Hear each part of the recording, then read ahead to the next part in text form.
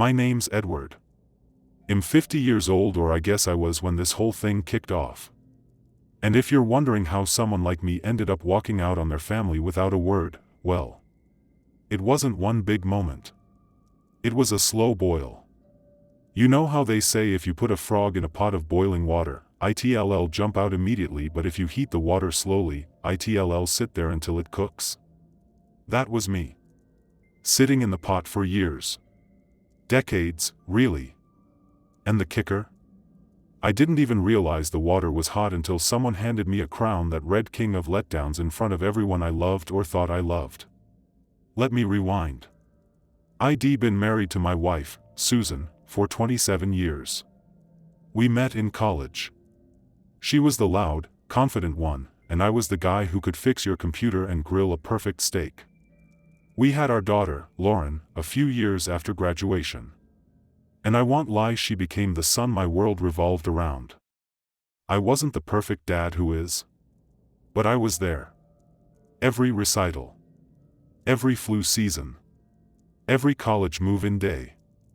I worked a stable IT job at Summit Tech Solutions. A job I never loved but stuck with because someone had to keep the lights on. Susan was a stay-at-home mom who dabbled in selling essential oils and later ran a women's empowerment Facebook group that mostly involved gossip and passive-aggressive Bible quotes. We had a house in the suburbs. 2 cars. A dog named Shadow. From the outside, we looked like one of those stock photo families. But inside? Things chipped away. It started small. Susan would interrupt me constantly, like my voice didn't matter. At first, I laughed it off. That's just how she is, I told myself. Then came the digs. If I took a nap after work, she'd joke, must be nice to rest when you've done the bare minimum all day. If I forgot to pick up milk, she'd sigh and say, you had one job. Always in that half-joking tone, the kind that made you feel like you were being too sensitive if you got upset. I started noticing how often Lauren would roll her eyes when I tried to give her advice. Or how my suggestions were always the ones ignored at family meetings. Until someone else repeated them louder. I wasn't a victim, not really. I was just a placeholder. A background character in my own life. So when my 50th birthday came around, I didn't expect much. Maybe a dinner. A quiet cake. Just a night where I'd feel seen. Instead, they threw a surprise party at our house. Everyone was there: Susan's book club, Lauren's friends, even my younger brother Kevin, who never showed up to anything unless it involved free booze. They had streamers, balloons, a big, happy 5-0 banner, and a grill already prepped with ribs and burgers that I was apparently supposed to cook. No one asked me if I wanted to cook on my own birthday. But I smiled. Because that's what I do. The crown came out about halfway through. It was Lauren's idea. A paper Burger King-style crown glittered in red and gold, with thick Sharpie letters that read, King of Letdowns. Everyone howled with laughter. Susan clapped like it was the best joke she'd ever heard. Even Kevin leaned over and said, damn bro, that's cold. But kind of true, right? I laughed too. A short, stiff laugh, the kind you let out when your stomach's twisting, but you don't want to make a scene. After I grilled the food, I was the one taking group pictures. Dad, take one of us. Lauren shouted. And one more, make sure everyone's in it. I wasn't in a single photo that night. Not one. When it was time to cut the cake, someone shouted. Make a wish, Rick, wish for a personality. More laughter. My hands clenched around the knife. But I smiled again. I always smiled. Later that night, after everyone left, I was still cleaning up. Susan sat on the couch, barefoot, a drink in her hand, scrolling through her phone. I asked her, hey, did you really think the crown was funny? She didn't even look up. It was just a joke. Lighten up. You're so sensitive lately. That night, after she went to bed, I sat in the dark and stared at the blinking cursor on a travel website. I didn't know where I was going. Just that I was going. I booked a one-way ticket to Brookhaven, Montana. A small town I'd visited once on a work trip. Quiet. Green. With a diner that served the best peach cobbler I'd ever tasted. I didn't pack much. Just clothes. My laptop. A few books. And Shadow. Yeah, I took the dog. No one even noticed until I was gone. I left a note. Nothing dramatic. Just, I need to go. I don't think I've ever really been happy. Take care of yourselves. Edward. I put it on the kitchen counter, next to my house key. 2 weeks later, Lauren's post popped up on Facebook. A photo of us at her high school graduation, one of the rare ones where I'd actually been allowed in the frame. The caption read, "If anyone sees my dad, please tell him we're sorry. We didn't realize how much we took him for granted. We just want him to come home." The comments were filled with shock and sympathy. People saying things like, "He always seemed so quiet." Or, "You never know what someone's going through." Kevin chimed in with, "Man, I miss my big bro, hope you're okay out there."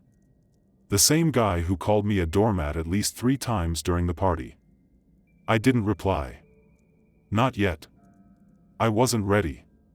See, what they didn't know was that me leaving wasn't the end. It was just the start. Because while I sat in that tiny diner in Brookhaven, eating peach cobbler and watching the rain slide down the window, something inside me finally snapped into focus. All those years of being overlooked, dismissed, laughed at. They weren't going to get away with it forever. So I started writing. Not just journaling, but really writing. Everything I had done. Everything they had said. I started with a list. Every single time I had bent over backward for them. Paid off Kevin's debt. Helped Susan's mother into a nursing home. Co-signed Lauren's car loan. All the sacrifices. And then the crown. The cake. The pictures I wasn't in. The joke I was supposed to laugh at. But the best part? I had the receipts. Literal receipts. Emails. Bank statements. Screenshots. And I knew exactly what to do with them. 2 weeks into my self-imposed exile, I started to settle into a rhythm. Wake up early. Walk shadow through the foggy streets. Brew coffee that didn't taste like burnt regret. Write. Eat. Read. Sleep. Repeat. For the first time in decades, my chest wasn't weighed down with invisible bricks. I wasn't smiling just to keep the peace. I was quiet, but it was peaceful quiet, not the suffocating kind. The town I landed in, Brookhaven, was the kind of blink and you miss it place. One main street. A gas station that also sold bait. And a diner called Betty's, where the waitresses called everyone Han, and the jukebox only played music from before 1985. I rented a tiny furnished studio above an antique shop. The landlord, Frank, was a retired mechanic. The kind of dad I always wished I'd had, direct but kind. He didn't ask questions when I said I needed a place fast and paid the first 3 months in cash. It should have been enough. Just laying low. Healing. Figuring myself out. But then I got the email. The subject line, urgent about dad. It was from Lauren. I stared at it for hours before I clicked. My finger hovered over the trackpad, heart pounding. Shadow's tail thumped lazily beside me, like a metronome. When I finally opened it, the first line was, "Please don't delete this." She said she didn't understand at first. That the party had just seemed like harmless fun. A little roast to lighten the mood. That she didn't realize the crown would hurt me. That she thought I always took jokes well. She apologized, not for the first time, apparently. She said she'd been calling, texting, posting. But this was the first time she didn't try to justify it. The email ended with, "You were always the one holding us together. And we let you become invisible. I'm sorry, Dad. I miss you." I didn't reply. Not because I didn't feel anything but because I felt too much. So I just saved the email. And went back to my writing. Because by then, the plan was already in motion. And I didn't mean petty revenge. Not slashing tires or draining joint accounts. I meant clean, undeniable consequences. I wanted them to understand what they'd lost. Not just emotionally but practically. Financially. Socially. I had built more of their lives than they realized.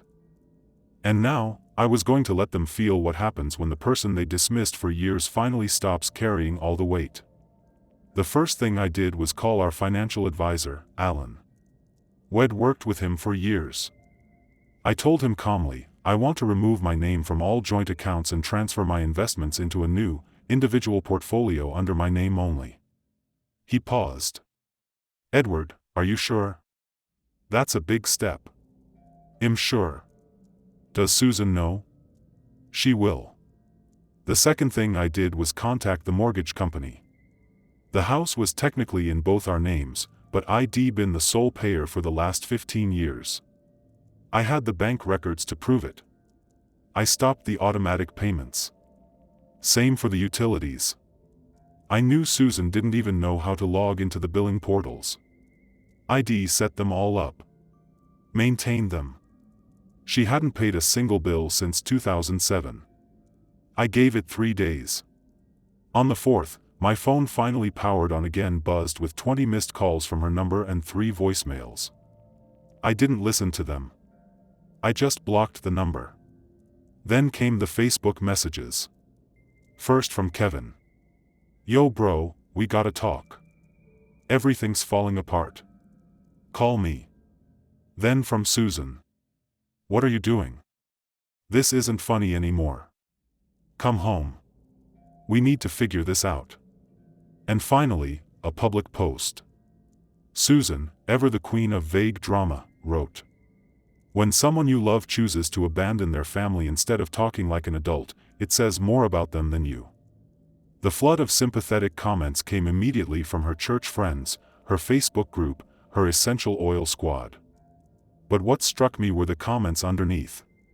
Quiet ones, from people I barely remembered. A former coworker, I always thought Ed deserved better. Hope he's doing what's best for him. Another, I saw what happened at that birthday party. It wasn't okay.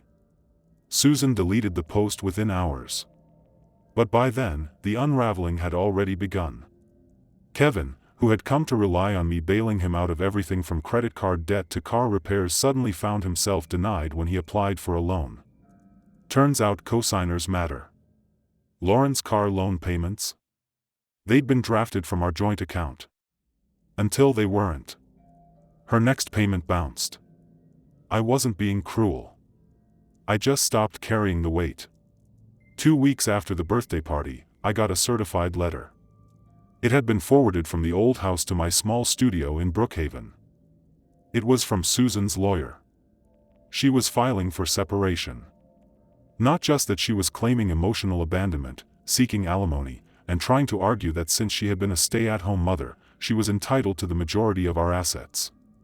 I laughed. Out loud. Because I knew something she didn't.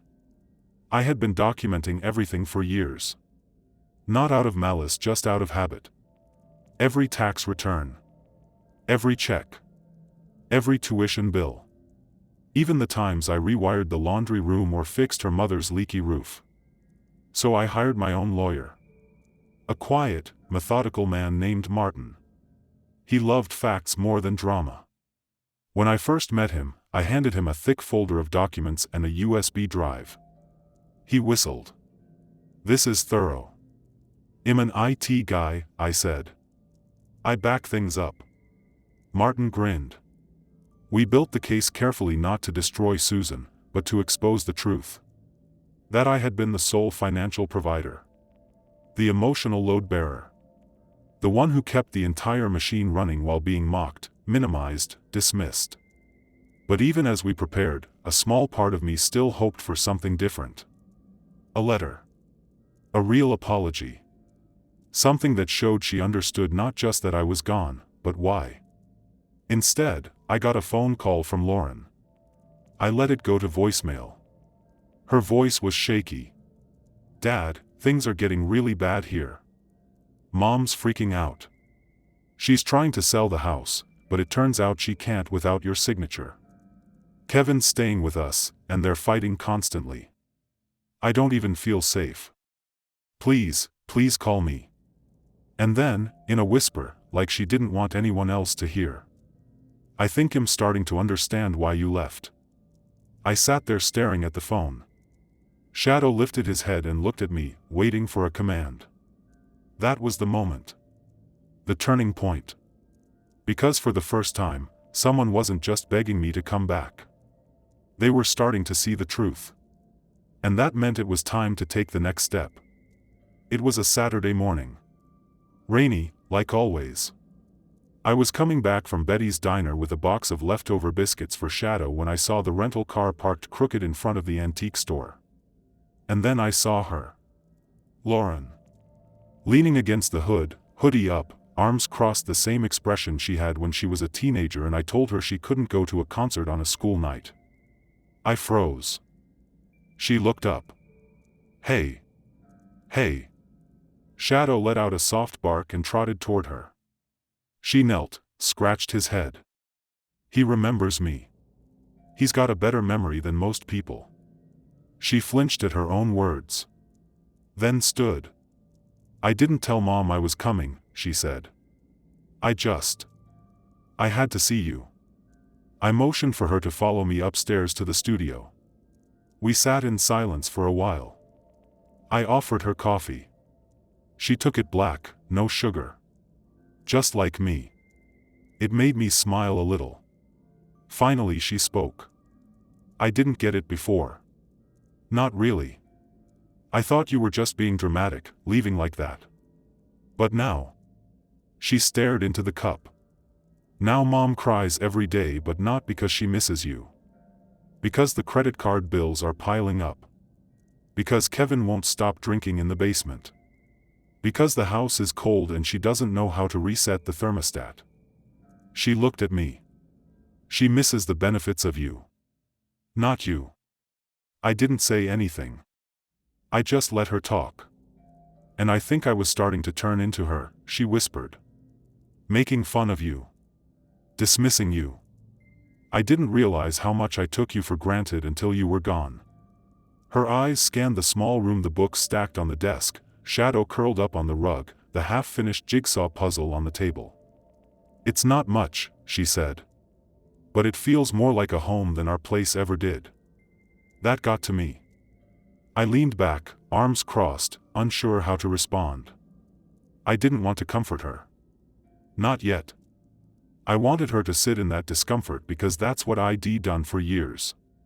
But then she asked the question I wasn't ready for. "Are you coming back?" I looked out the window. Rain tapping gently on the glass. A slow breath in. A slow breath out. "I don't know," I said. "But I'm not done yet." She didn't press. She just nodded. Then stood. Before she left, she paused at the door. "I hope someday I earn the chance to be part of your life again." And then she was gone. I stood there for a long time. The next morning, I called Martin. "It's time," I said. "Let's go to court." 3 months later, I stood outside the courthouse in my one decent suit, the same one I'd worn to Lauren's graduation, back when I thought everything I did mattered. My palms were dry. My breathing steady. Funny, I thought I'd be nervous. But I wasn't. Not anymore. I wasn't the man who laughed off insults and apologized for existing. I'd taken 3 decades of being sidelined and turned it into something sharper.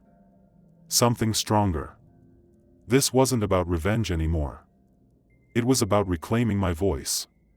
The courtroom wasn't packed. Just a few bored lawyers, a sleepy court clerk. And across the aisle, Susan. She was dressed like a widow in a Hallmark movie. Black dress. Fake tears. She looked at me with contempt and desperation. Like she couldn't decide if I was the villain who had ruined her life, or the tool shed lost and suddenly needed again. When the judge asked us to speak, her lawyer went first. He painted me as a man who abandoned his family without warning. A woman who had sacrificed her career for the household. A daughter left emotionally wounded. Susan even dabbed her eyes at that part. I kept my face blank. Then Martin stood. He wasn't flashy. Just deliberate. He walked the court through the timeline. The years of financial support documented in spreadsheets. The text messages. The photos. The vacations. The therapy invoices ID paid when Lauren was struggling. He showed the court the crown. Yes, we submitted it as evidence. The king of letdowns crown. He read aloud the social media posts that followed. And then he said the line that stuck with everyone. My client didn't abandon his family. He simply stopped participating in a performance where he was always the punchline and never the star. Susan tried to interrupt. Something about context and just a joke. But the judge cut her off. In the end, the court ruled in my favor. The house would be sold. The proceeds split 70/30, heavily skewed toward me due to documented financial contribution. Susan's request for alimony? Denied. The judge cited her lack of effort to find employment despite being able-bodied. The claim of emotional abandonment? Unsupported. Kevin was ordered to repay the $18,000 I had covered for his debts. I knew I'd never see it. But it wasn't about the money. It was about the record. About finally having someone say, on paper, that what I gave mattered. After the hearing, Susan caught up to me in the hallway. "This isn't fair," she hissed. "You made me look like a monster." I looked her straight in the eyes. For the first time in years. "You didn't need my help with that." She flinched. Like I'd slapped her. Then she turned and walked away. A week later, I signed the final documents. Officially removed my name from the house. I wired Lauren the money to finish paying off her car, but with one condition: she needed to manage her own payments from then on. She accepted without argument. We stayed in touch. Not every day. Not even every week. But she started calling. Not to ask for anything, just to talk. To tell me about her day, her job, her thoughts. Once, she even asked for advice. That one nearly broke me. I stayed in Brookhaven. Still walked shadow every morning. Still drank coffee at Betty's Diner. Still read books I never had time for before. I picked up a part-time job fixing old electronics at a repair shop. It didn't pay much. But it paid enough. More importantly, it didn't cost me myself. One evening, Lauren visited again. She brought peach cobbler from Betty's and sat on my porch, feet dangling off the edge. "You're not who I thought you were," she said quietly. "You're more. I just didn't see it until you stopped letting us walk all over you." I nodded. I wasn't angry when I left. I was just done. "I'm glad you were," she said. "Because now I get to actually meet you." The sun dipped behind the hills, casting long shadows on the street below. "You think you'll ever move back?" she asked. I smiled. Shook my head. "I'm already home." Because home, I finally understood, isn't where people expect you to be. It's where you get to be yourself. And for the first time in 50 years, I finally was. So that's my story. I thought I was losing everything. But I finally found myself. What about you? Have you ever felt invisible in your own family or relationships? Share your thoughts in the comments, I'll be reading them. And don't forget to subscribe for more stories like mine.